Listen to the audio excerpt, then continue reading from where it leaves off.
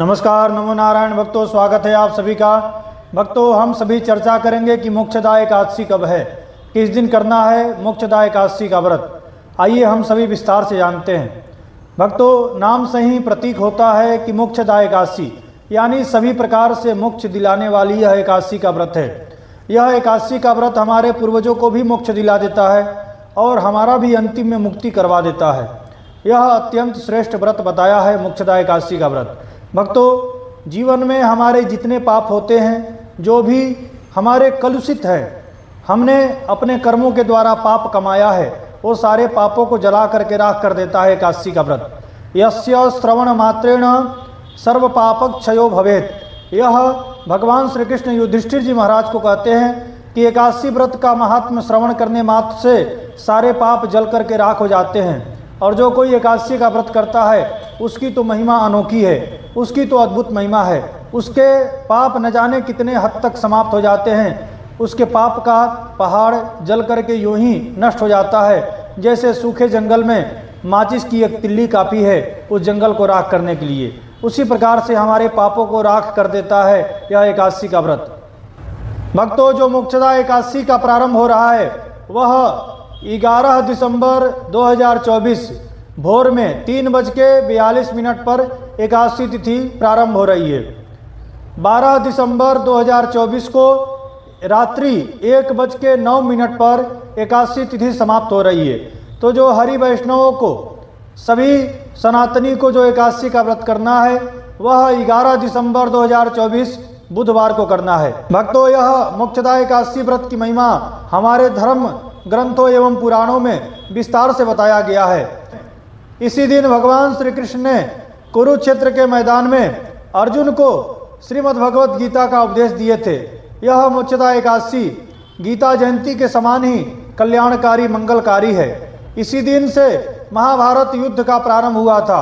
यह अद्भुत एकादशी है, कल्याणकारी और मंगलकारी एकादशी है। इस एकादशी की महिमा बहुत अद्भुत है। जो कोई एकादशी का व्रत प्रारंभ करना चाहते हैं वह मोक्षदा एकादशी से व्रत प्रारंभ कर सकते हैं। गीता जयंती के समान यह मोक्षदा एकादशी की महिमा है।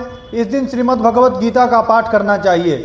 गीता के 15वें अध्याय का पाठ करें, 7वें अध्याय का पाठ करें अथवा 18वें अध्याय का पाठ करें। यह कल्याणकारी और मंगलकारी है। ऐसा कहा गया है कि जो कोई श्रीमद् भगवत गीता का पाठ पूरे वर्ष भर करने का नियम लेना चाहते हैं वह भी यह एकादशी से गीता के पाठ का नियम ले सकते हैं। अगर आप स्वयं गीता का पाठ नहीं कर पा रहे हैं तो किसी ब्राह्मण को बुला करके श्रीमद् भगवत गीता का 18वां अध्याय का पाठ करवाइए अथवा 7वें अध्याय, 15वें अध्याय और 18वें अध्याय, 3 अध्याय का भी आप चाहें तो पाठ करवा सकते हैं। क्योंकि ब्रह्मवाक्य जनार्दन जो ब्राह्मण के मुख से मंत्र बोला जाता है, ब्राह्मण के मुख से पाठ किया जाता है, वह साक्षात विष्णु भगवान जनार्दन के मुख से पाठ सुनने का और पाठ करवाने के बराबर फल बताया गया है। इसलिए आप लोग थोड़ा खर्चा कर लीजिए। आप हॉस्पिटल में खर्चा करते हैं, आप अन्य जगहों पर खर्चा करते हैं, कुछ धर्म कर्म में खर्च कर लीजिए, कुछ ब्राह्मण को दान दे दीजिए। और दान दिया हुआ कभी व्यर्थ नहीं जाता है। ब्राह्मण के द्वारा करवाया गया पाठ, करवाया गया जप, करवाया गया हवन, करवाया गया अभिषेक और करवाया गया अनुष्ठान हमेशा सफल होता है। क्योंकि भगवान से मिलाने वाला, भगवान के दरबार तक आपके कर्म को पहुंचाने वाला कोई जरिया है तो वह ब्राह्मण है। तो आप चाहें तो ब्राह्मण के मुख से भी गीता का पाठ करवा सकते हैं। युधिष्ठिर महाराज ने भगवान श्री कृष्ण से पूछा है कि हे महाराज, आपने सभी एकादशी की व्रत की महिमा को बताया, अगहन मार्गशीर्ष मास में पड़ने वाली एकादशी की क्या महिमा है और इस एकादशी के व्रत करने से क्या फल मिलता है वह भी बताइए। तब भगवान श्री कृष्ण कहते हैं कि हे राजन, अगहन मार्गशीर्ष शुक्ल पक्ष में पड़ने वाली एकादशी का नाम है मोक्षदा एकादशी।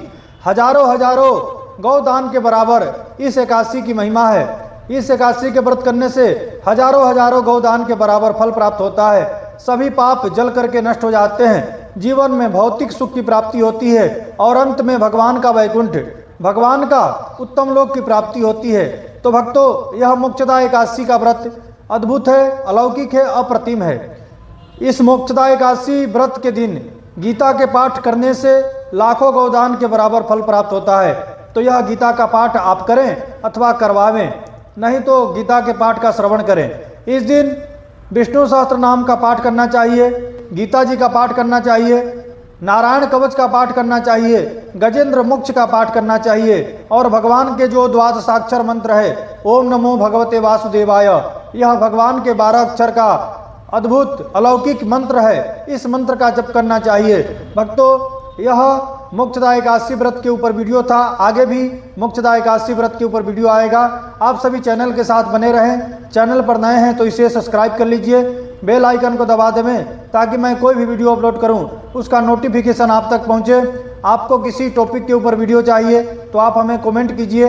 वीडियो अच्छी लगी हो तो इसको लाइक कर दीजिए। आप सभी को श्री हरि, आप सभी को नमो नारायण। ओम श्री मात्रे नमः।